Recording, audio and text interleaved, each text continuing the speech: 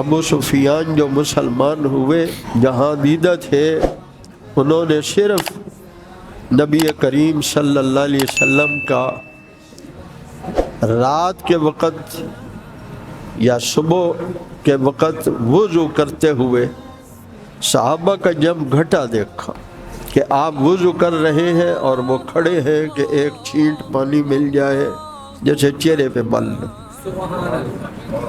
دھکم پیل بھی ہے، لڑائی بھی نہیں ہے، کوئی جھگڑا بھی نہیں ہے، اور چاہت بھی ہر کسی کی ہے کہ ایک بوند پانی کی بھی